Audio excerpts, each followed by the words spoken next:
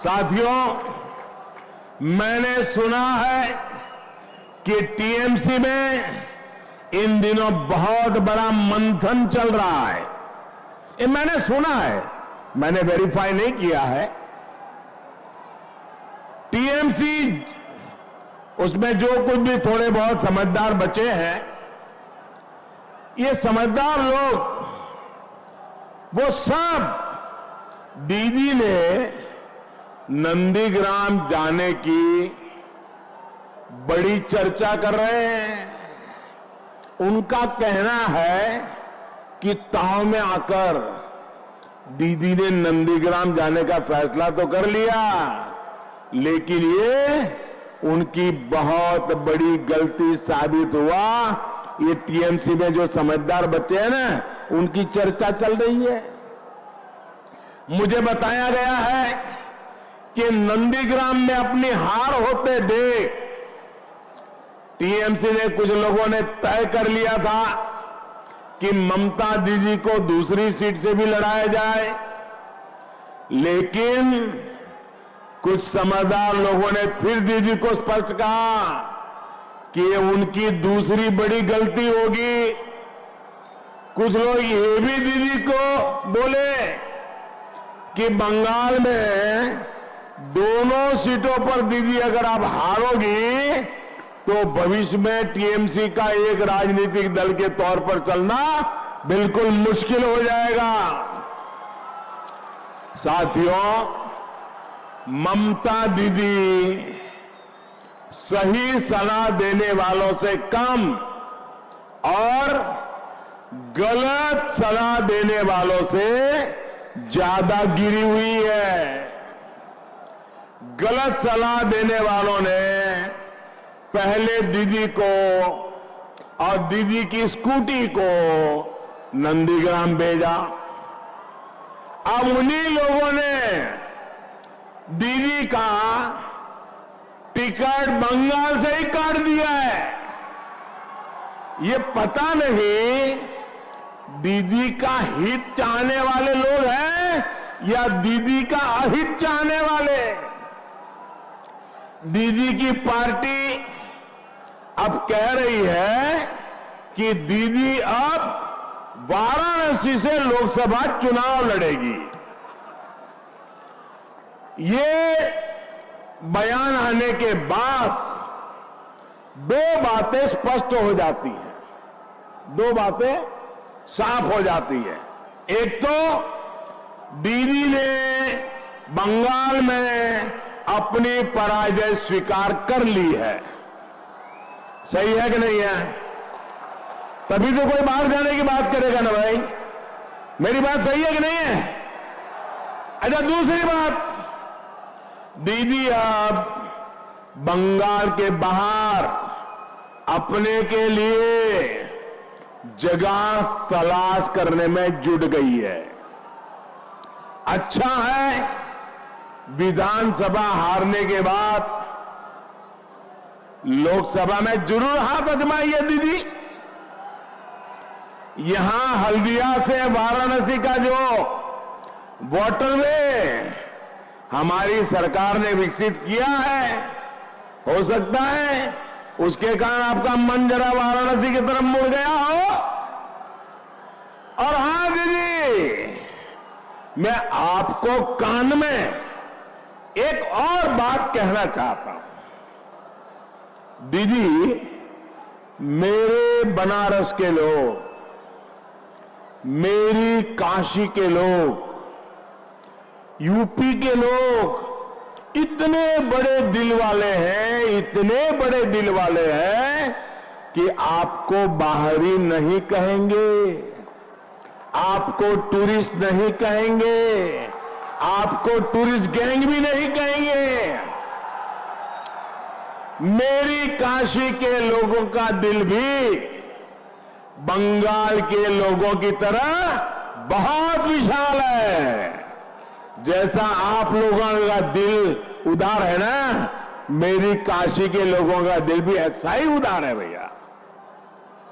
ये जरूर है कि वहां आपको तिलक वाले लोग बहुत मिलेंगे, चोटी वाले लोग बहुत मिलेंगे। यहां आप जय श्री राम की आवाज से चिढ़ती है, वहां आपको हर 2 मिनट के बाद हर हर महादेव भी सुनने को मिलेगा। दीदी, ओ दीदी,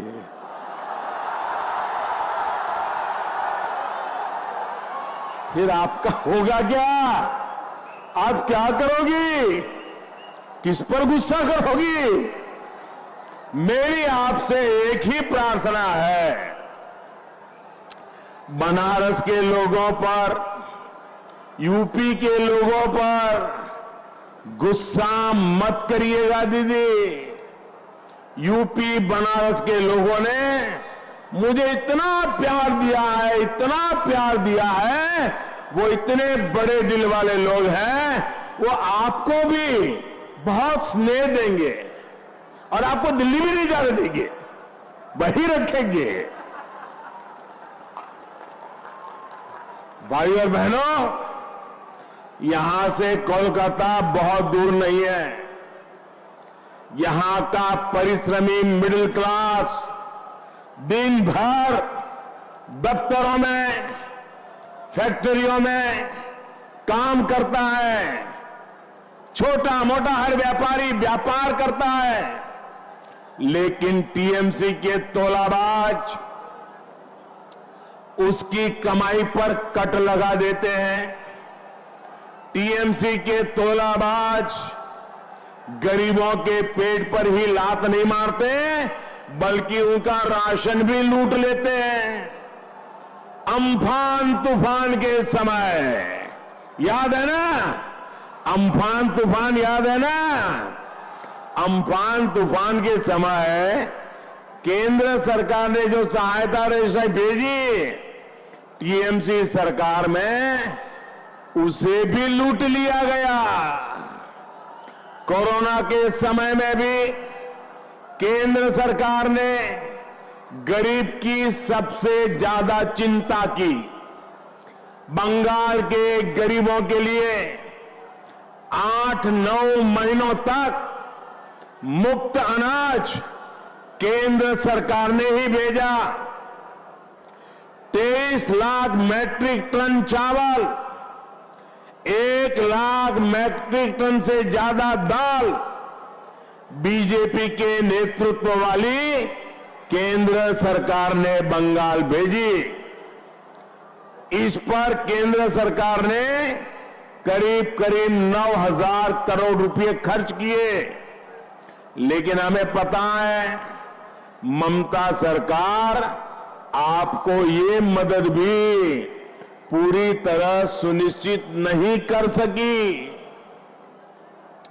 केंद्र ने गरीब के लिए जो अनाज भेजा था, उसमें भी टीएमसी के तोलाबाजों ने कट लगा दी।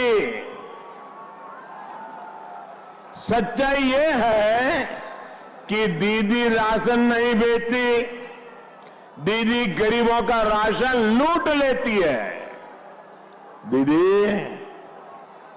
ओ दीदी,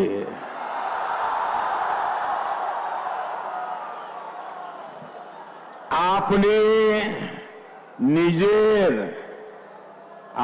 নিজের টিএমসির গুন্ডাদেরকে সামলান, ওদেরকে বলান এখানে মোদি এসছে,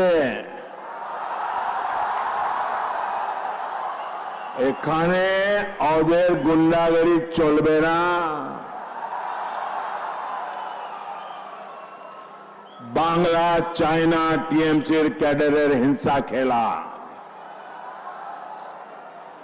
বাংলা চায়না টিএমসির গুন্ডাদের অত্যাচার, বাংলা নিজের মায়েদের শিক্ষা চাই, বাংলা নিজের মেয়েদের সুরক্ষা চাই, বাংলা নিজের মেয়েদের সম্মান চাই, বাংলা নিজের মেয়েদের ন্যায় চাই। এবার ন্যায়, এবার ভাজপা, এবার बीजेपी। साथियों, मैं जब भी यहां के हस्तशिल्पी कलाकारों, कारीगर बहनों से बातचीत करता हूं तो मुझे बताती है कि वो जो भी सामान बनाती है उसमें भी तोलाबाजी होती है ना? मुझे लोग बताते, सही बताते हैं ना? जरा आप बताइए ना, सही बताते हैं ना लोग? हाँ, महिलाओं के जो समूह है उनके लिए केंद्र सरकार बिना गारंटी के ऋण देती है। उस ऋण पर भी तोलाबाजों की नजर रहती है। केंद्र सरकार की मुद्रा योजना से महिलाओं को बिजनेस के लिए बिना गारंटी का लोन देश भर में महिलाओं को मिल रहा है, लेकिन पश्चिम बंगाल में इस विषय में काफी सुस्ती है, बहुत पीछे है। डबल इंजन की सरकार पश्चिम बंगाल की बहन बेटियों को भी इसका भरपूर लाभ दिलाएगी। केंद्र सरकार गर्भवती महिलाओं के लिए मातृ वंदना योजना के तहत हजारों टका कैश, मुफ्त टीकाकरण, ऐसी अनेक सुविधाएं देती है। लेकिन यहां क्या स्थिति है ये आप मुझसे बेहतर जानते हैं। यहां आई बहन बेटियों को आज मैं एक और बात बताना चाहता हूं, जिसे सुनकर मेरी बहनें, मेरी माताएं, बेटियां चौंक जाएगी, हैरान हो जाएगी। केंद्र सरकार महिलाओं के खिलाफ जघन्य अपराधों की जल्द सुनवाई के लिए देश भर में 1000 फास्ट ट्रैक कोर्ट बनवा रही है। लेकिन यहां दीदी की सरकार ने इसकी स्वीकृति ही नहीं दी, फाइल दबाकर बैठ गई। क्या बहन बेटियों को न्याय मिलना चाहिए कि नहीं मिलना चाहिए? बहन बेटियों के साथ दीदी ने अन्याय किया है कि नहीं किया है? ये अपराध है कि नहीं है?